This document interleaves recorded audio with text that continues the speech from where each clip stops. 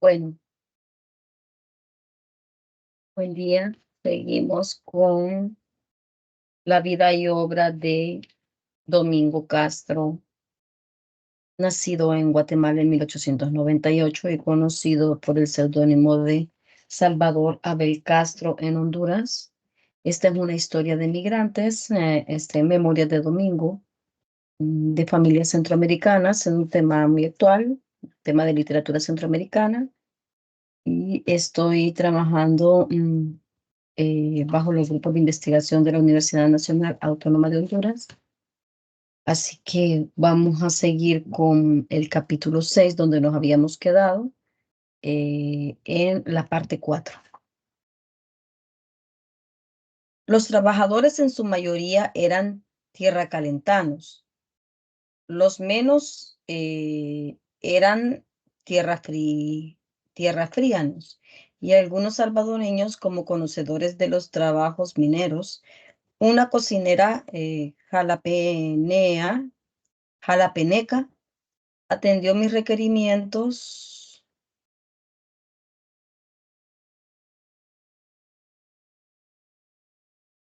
amorosos, ignorando yo que ella era la novia de un jalapeneco, Raimundo Barrera. Y una noche, a la hora que les despachaba las provisiones del día siguiente, después que la cocinera salió de la bodega, se me acercó mi amigo Escalante y me dijo al oído: «Ten cuidado. eh, Anda Barrera allí cerca con el machete desenvainado en una mano y el sombrero en la otra. Ya sabe lo de Vicenta, con vos y este es mal». Y se alejó. Yo tuve temor de salir de la bodega y mientras pensaba lo que debía hacer, volvió Escalante y me dijo: «Ya se fue. Pero ten cuidado, que ese le ha echado carrera a los escoltas con el machete en la mano». Sentí una como humillación. Era el orgullo en su justa medida, y sin pensar lo que iba a decirle, entre broma y serio, le contesté: «Es que tú no me conoces». Y mi amigo agregó: «Es que no conoces a Barrera, Mingo». Aprovechando la presencia de mi amigo, salí con más confianza de la bodega y juntos nos encaminamos a mi oficina. Allí me armé con mi daga. Escalante se alejó y yo quedé más pensativo aún, porque antes de acostarme tenía que, por costumbre, ir a la cocina, distante como 100 metros, por una vereda como todas, sinuosa entre grandes piedras, y había un chorro abundante de agua donde se surtía la cocina. A poner la hora conveniente, las 2 de la madrugada, en el reloj despertador, y si no iba esa noche, sería un signo significativo de miedo. ¿Qué hacer? Ir. No había alternativa, si no quería parecer como un cobarde, pero hacer de valiente no era tan arriesgado como imprudente.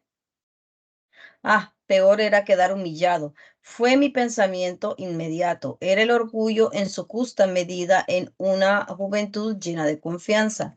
Me encaminé, pues, a la cocina como de costumbre a las 8. Al llegar bajo la galera comedor, en las largas tablas que servían de mesa y en las bancas de asiento estaban muchos trabajadores divirtiéndose a las cartas, platicando o contando cuentos. Mi amigo Escalante fue a mi encuentro y me dijo al oído: «Allí está con el papá. Los dos están armados». Pasó como si nada me hubiera dicho. Yo los miré. Realmente estaban con sus machetes al cinto. Pero aquello de armarse a esa hora lo hacían todos o casi todos. Mas cuando yo llegué, los dos, hijo y padre, desaparecieron. Mal síntoma, me dije.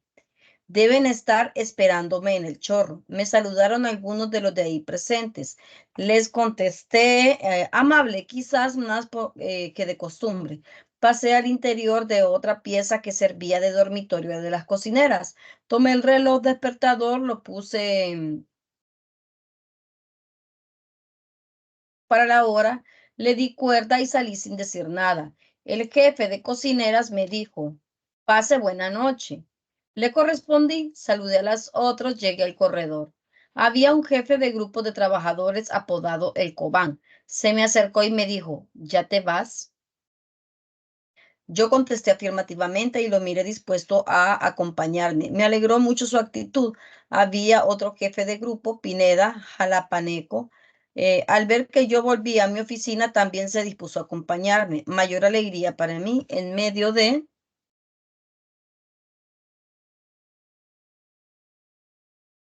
estos dos entre plática y bromas. Hice el recorrido entre la cocina y mi oficina, observando cada recodo, cada piedra, cada mata junto a la vereda. No había nadie. A la puerta de la oficina me dejaron mis dos amigos y capitanes de grupo de trabajadores. Nunca supe por qué me habían acompañado. Bien que esto lo habían hecho otras veces a esta hora. A veces unos, a veces otros, tal vez por solo andar conmigo o tal vez porque Escalante había hecho esto por mí. Desconfiado no quise dejar mi cama esa noche junto al seto. Sentí peligro. La arrastré al fondo de la oficina y ahí dormí. Trigueros me preguntó por qué aquello y le contesté cualquier cosa menos que tenía desconfianza. Me costó conciliar el sueño. Mi mente estaba embargada por aquel incidente tan inesperado. Barrera y su padre eran aserradores, siendo el primero el contratista, y esa noche resolví quitarles el trabajo. Allí tenían que irse, teníamos suficiente tablet y era cierto que no necesitábamos más.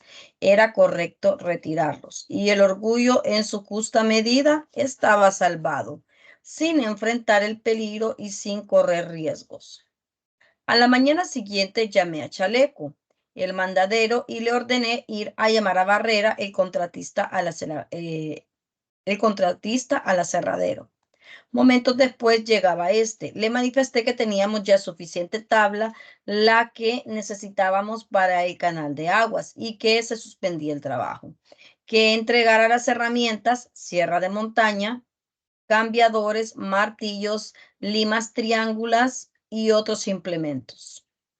Con voz áspera me contestó diciendo que estaba bueno, pero me pareció oírle en tono amenazante. Dio media vuelta, se alejó y luego volvió juntamente con el padre, entregándome las herramientas y este en tono verdaderamente amenazante. Me dijo que si le tenía apuntadas dichas herramientas, que se las borrara. Se alejó y el otro se quedó para hacer cuentas. Le pagué y se alejó silencioso, sin darme a conocer su disgusto que yo quería adivinar.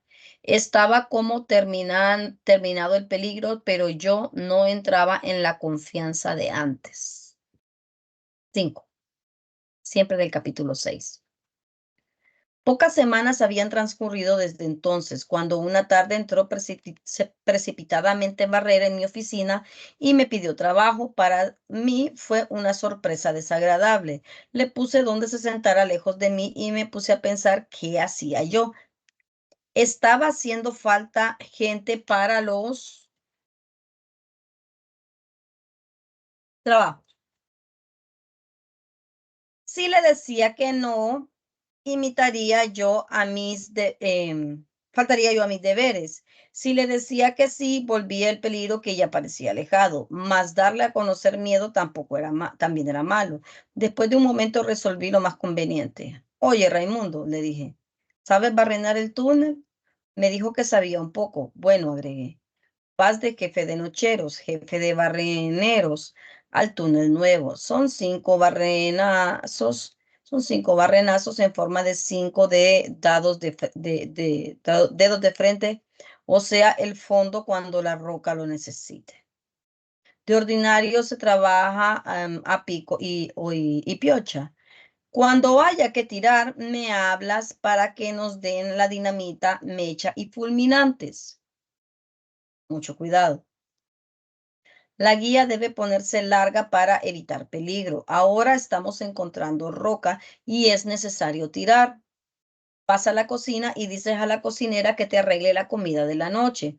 Son 4 días los barreneros. Raimundo se mostró agradecido y se retiró. Era mi obligación visitar por la noche siquiera una vez a los barreneros en el túnel para comprobar que estaban trabajando y debía hacerlo a diferentes horas para mejor comprobar de manera que ellos no supieran a qué hora podía llegar yo. Esto era otro riesgo aparente, pero digno de no despreciarse. Los túneles estaban junto a la quebrada, arriba sobre el margen derecho. Se podía caminar por el fondo de la quebrada y por el margen izquierdo, a la cual estaban oficina y demás casas de la mina, y también por la margen derecha. Había veredas a ambos lados que que el trajinar de los trabajadores abrieron. Alumbraba el camino con una lámpara de carburo y esa noche y las siguientes esa lámpara la encendía a momentos mientras caminaba. Y nunca lo hice 2 veces por la misma vereda seguidamente. Era una precaución que no estaba de más. Al primer pago, Raimundo me dio muestras de gratitud, obsequiándome cigarros, fósforos, fruta, dulces o alguna otra cosa que llegaban a vender. Aunque nunca me dio muestras de odio o de venganza. Era ya un amigo más. 6. Del capítulo 6. En aquel carro solo estaban las casas de la mina. A unos 3 kilómetros de distancia había 2 casas particulares sobre una loma cubierta de paja en la pendiente hacia la línea férrea. Allí vivía una familia y la casa vecina estaba desocupada. En esta una mujer me esperaba de cuando en cuando. Llegaba yo después de las horas de trabajo y volvía a la mina antes de las 6 para pasar lista y mandar a la gente al trabajo, lo que había hecho varias veces, pero una vez equivoqué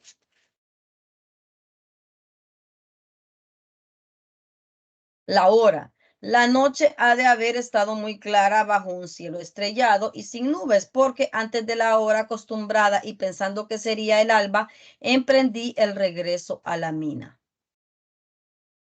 Sobre el camino que de esta va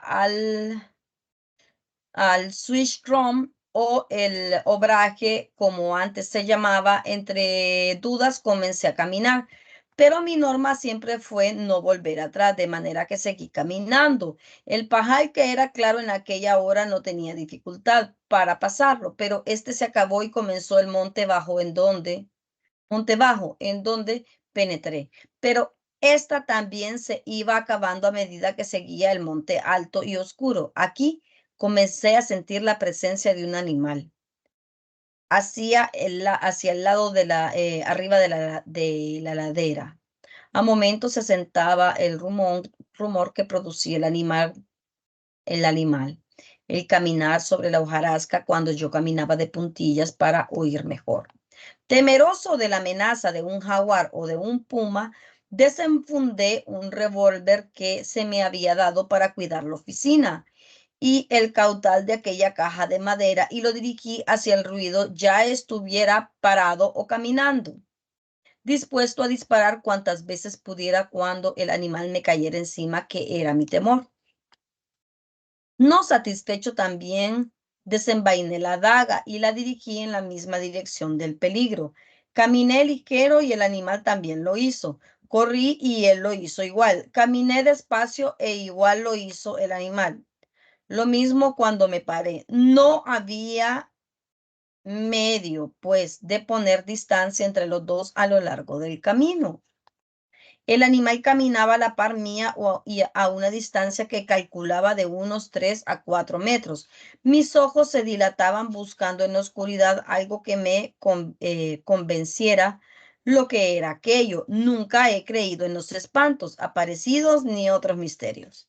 En aquella amenaza caminé como 1 kilómetro, pensando que en cualquier momento iba a perecer entre las mandíbulas de una fiera. sin lograr matarla. Ella de seguro me miraba bien, miraba mis movimientos y mis armas, mientras yo apenas oía muy claramente que un animal grande iba cerca de mí y, lo que era peor, en la parte superior de la ladera. No me resolvía dispararle. Me parecía que esto era como provocarla y en la mina se produciría un escándalo, pues no estaba tan lejos que no se oyera un disparo. Por fin divisé el claro de una rosa que estaba ya para llegar a la par de la mina. Entré en la rosa y ahí me sentí seguro en la claridad y me paré deseando ver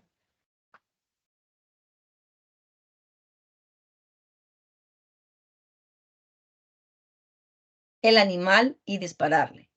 Yo tiraba bien con revólver, pero la fiera se quedó dentro del monte alto. Yo estaba contento de sentirme con vida y me preguntaba, ¿por qué no me había dado caza en tan largo caminar? Comencé a bajar por la esquina de la Rosa, pasé la quebrada y subí. Allí cerca estaban las casas de la mina. Llegué. El guachimán sereno o guardián nocturno estaba sentado en una banca del comedor. Le pregunté, ¿qué hora es, Miguel? Miró el reloj despertador que tenía junto a sus pies y me dijo, son las 2 de la madrugada. ¿Qué animal? Le pregunté. ¿Será uno que vino a la par mía arriba del camino, como a 3 o 4 metros de distancia, desde como 1 kilómetro más allá de la Rosa? Ah, me contestó, es el león. Todas las noches pasa aullando por esa falda del cerro y me señaló la misma que yo acababa de dejar. En ese momento se oyó un rugido algo más lejos, pendiente arriba, y Miguel me dijo, oiga, allá llegando al pinal va aullando. Ciertamente era el rugido del puma, habitante de los bosques de la región que el vulgo conoce por león. Le pregunté si tenía café, me dijo que sí, que se sirvió una taza y él se sirvió otra, y tomamos café solo. Me fui a mi oficina y me acosté a dormir. No pude conciliar el sueño. La presencia del puma en mi mente no me dejaba dormir y me preguntaba yo cómo era que estaba allí y no devorado por aquella fiera, que ahí las hay enormes. Esa experiencia me sirvió muy bien para medir mis inquietudes y mis imprudencias. ¿Por qué no me había devorado aquella fiera u otra en aquel camino al filo de la noche? Fue porque el león, puma, es amigo del hombre, al decir del vulgo. Es un cuento que yo había oído de niño y que mi recuerdo reconstruía. Helo aquí. Había una leona que tenía un leoncito. Y cuando éste iba siendo grandecito, mamá leona lo llevó a que la mirara cazar para que fuera aprendiendo. No se sabe por qué el cachorro hablaba su propio idioma y dos idiomas animales más, pero el castellano también, aunque fuera para solo hacerse entender. Otro día el cachorro desapareció de casa. Una cueva muy limpia al pie de la roca en la pendiente de la montaña, y mamá leona se puso muy apenada porque su hijo había salido solo. Volvió ya entrada la noche y llevaba un cervato, el hombre que tenía aún las pintas blancas sobre su piel. Era tan tierno el cervato, pero llevaba también un cardenal inflamado en la ceja izquierda. La madre le preguntó qué era eso y él le informó que la sierva madre le había inferido ese golpe con los cascos delanteros mientras él mataba a su hijo.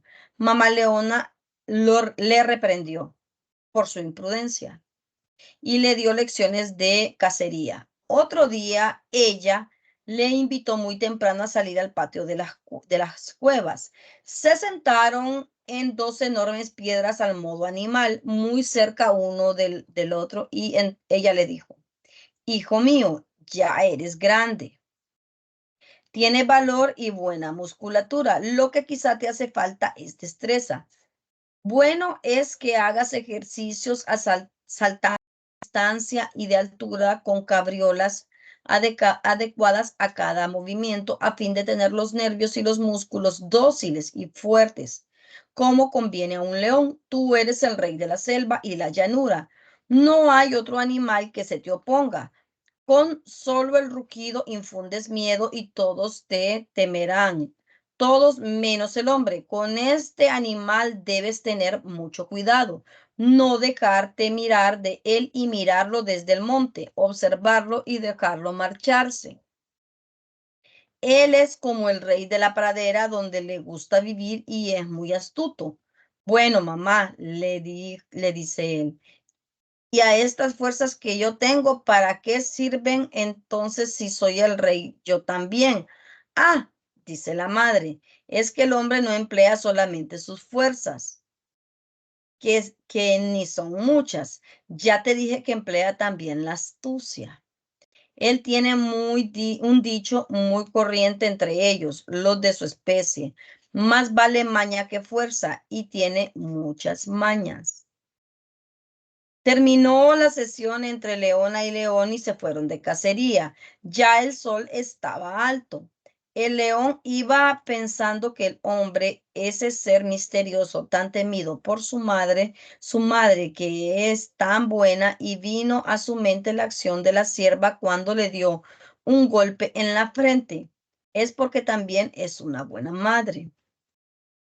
Todas deben ser buenas, se dijo a sí mismo mientras caminaba a la par de la suya, en silencio como conviene a los cazadores.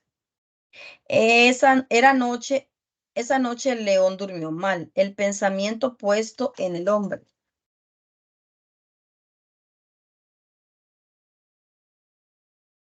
No le dejaba dormir.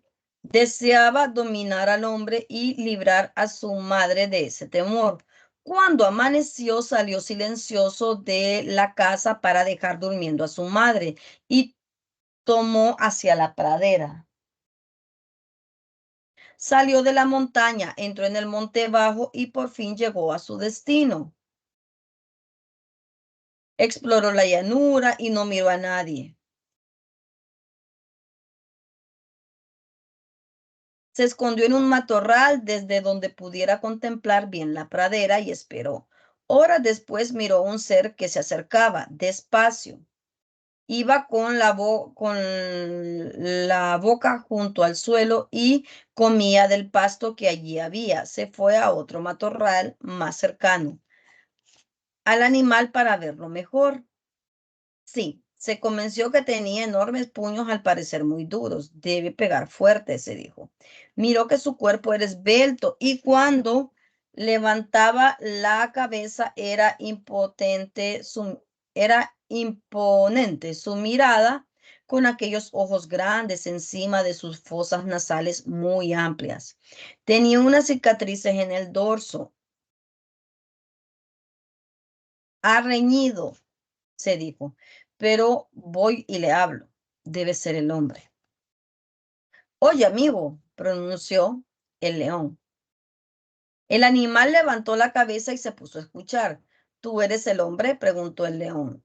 ¿Qué va?, contestó el otro. Soy su doméstico. Soy el caballo.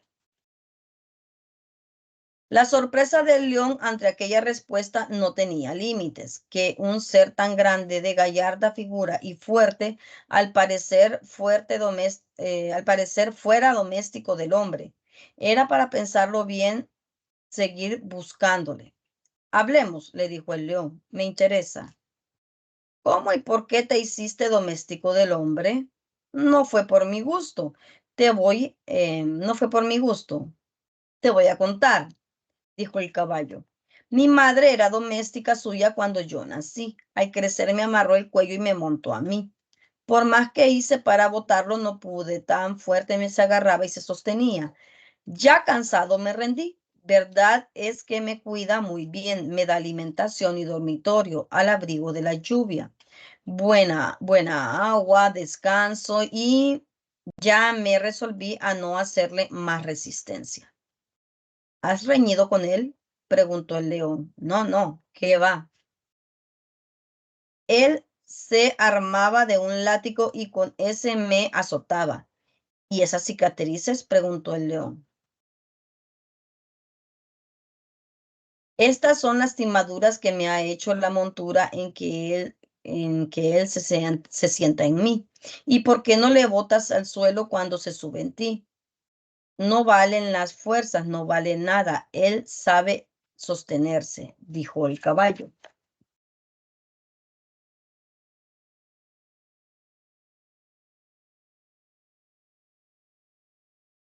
Por un momento ambos se quedaron pensativos. El caballo pensaba en su destino y el león en seguir buscando al hombre. Tenía que conocerlo y quizá luchar con él. Se despidieron como amigos improvisados y el león se internó en el monte camino de su cueva. El caballo siguió paseando y pensando en aquel encuentro con aquel ser extraño que se interesaba así. Iba el león contemplándose sus garras potentes y afiladas y sus músculos poderosos y jóvenes, mientras se decía a sí mismo: siento una fuerza invencible, una destreza admirable y un valor indomable. Y si soy el rey de la selva, ¿por qué no puedo serlo también en la pradera?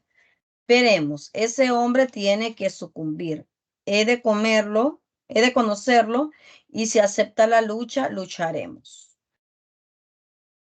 Días después salió el león de su cueva como aquella vez, con destino a la pradera, pero por distinto rumbo, e hizo lo mismo que la vez pasada: esconderse prudentemente para observar y no ser visto.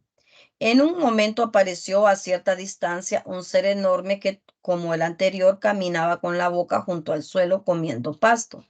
Este sí debe de ser el hombre, se dijo el león, y se encaminó a su encuentro. Luego se detuvo para observar más, admirando sus robustos brazos y sus puños duros, formidables y hendidos, y su peso tardo. Debe ser forzudo, pero torpe en la lucha, dijo, pero lleva algo extraño en la cabeza. Oye, amigo, ¿tú eres el hombre?, preguntó el león. No, soy su siervo, soy el buey, contestó el otro. ¿Siervo? No, soy siervo, preguntó el león. Y agregó: ¿y por qué?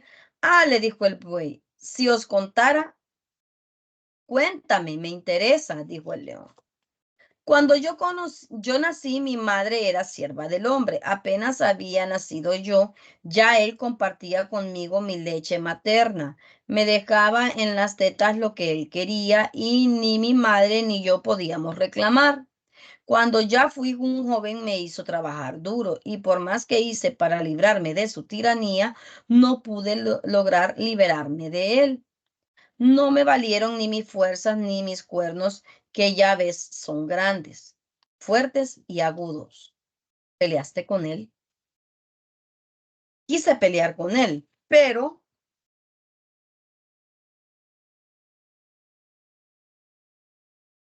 me dominó con una cuerda con que me amarró y con un azote. Y esas cicatrices de tu frente, esas cicatrices son por el yugo y sus correas cuando trabajo uncido.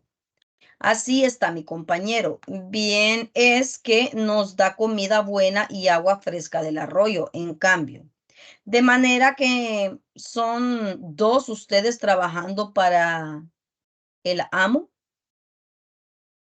preguntó el león. Así es, contestó el buey. Y entre dos no pueden oponerse y vencerlo, continuó el león. Y el buey contestó a secas: no. El león se quedó pensativo un momento, adivinando cómo sería el hombre, y el buey le dijo: somos muchos, siempre trabajamos dos juntos, uncidos, tirando de una carreta, un arado o una rastra, y he visto que cuando ya no damos el mismo rendimiento, nos manda los mejores pastos para engordar. Eso debe de estar bueno, dijo el león. Al fin le da descanso. Maldito descanso, agregó el buey. Si es para matarnos y comernos en parte y en parte negociar nuestra carne y hasta el cuero. El león no salía de su asombro. Tanta maldad, exclamó. Más ganas tengo de conocerle, de luchar con él, de vencerlo, de vengar a estos pobres animales. Ay, cuidado con meterse con el hombre. le dijo el buey, dispuesto a seguir comiendo su pasto que era verde, fresco y excitante. El león dio media vuelta, se alejó sin despedirse del buey y asombrado de aquellas historias que había escuchado, se encaminó pensativo a su cueva. Pero no dijo nada a su madre, que le esperaba apenada por su tardanza. Ya era de noche. La preocupación y la cólera no le dejó dormir, pensando y pensando más qué podía hacer. Después de varios días de meditación, una mañana que se sintió optimista, dispuso salir en busca del hombre. Él era el león y no podía permitir que otro animal fuese superior a él. Bien, nos quedamos por el momento aquí y ya en la siguiente parte vamos a saber qué le pasó al león con este hombre, ¿verdad? Eh, Este es el audiolibro de Memorias de Domingo del escritor guatemalteco Domingo Castro, nacido en 1898, y es parte de un proyecto de investigación sobre el tema de migración y literaturas centroamericanas, dedicado a la familia de Domingo Castro en su natal Guatemala y a sus descendientes en Honduras y El Salvador, que eh, se reúnen mañana 29, hoy es 28 de marzo de 2024.